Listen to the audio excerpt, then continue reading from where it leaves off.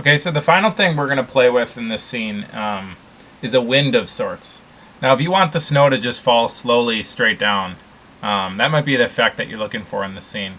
But I want you to also practice, this next step, just so that if you in the future want the snow to be falling in a little bit more complicated ways, you can.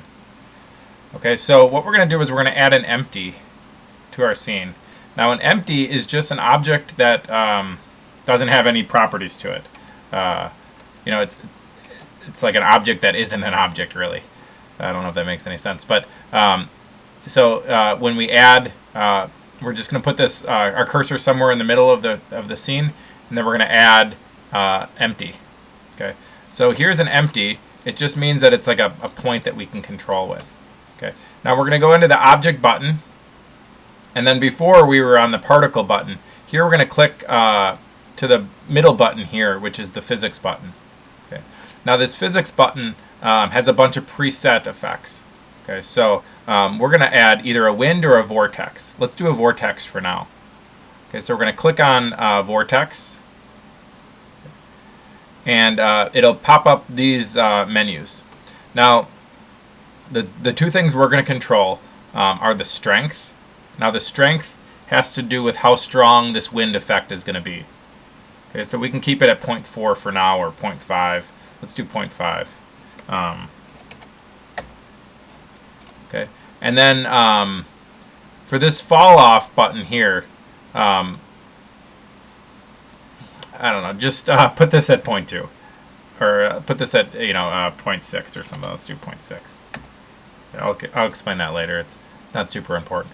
Okay, now what we'll see is that if we have this selected, our vortex, and then we hit the period button on the number pad to zoom in, we see that we've got this effect that looks like there's a tidal wave, sort of, or a whirlpool that's set up. And what this means is that there's going to be a wind effect that affects the other particles that moves it in this direction. Okay, so now if I zoom back in, I'm going to click on the snow.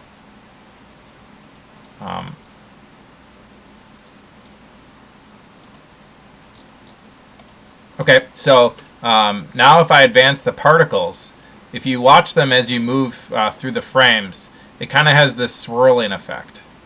Okay.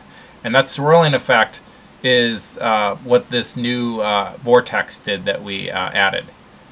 Okay, now you can put multiple vortexes on the screen.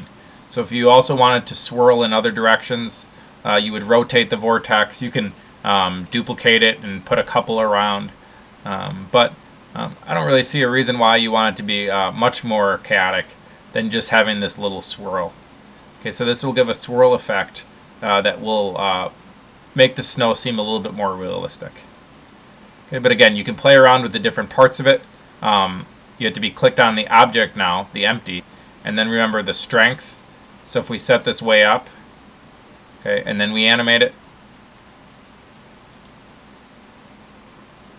you see that it's almost going like a merry-go-round, swirling around. This may work if you wanted something like a water vortex, but obviously that's much too high. And if you set the strength lower, it'd give that other effect. So play around with these until you kind of have the snow that you're looking for. And then that should really do it in terms of what we're going to do to create a realistic snow. All we have left is to make the moon or some kind of light source in the sky. And then we should also do the sledder after all. Okay,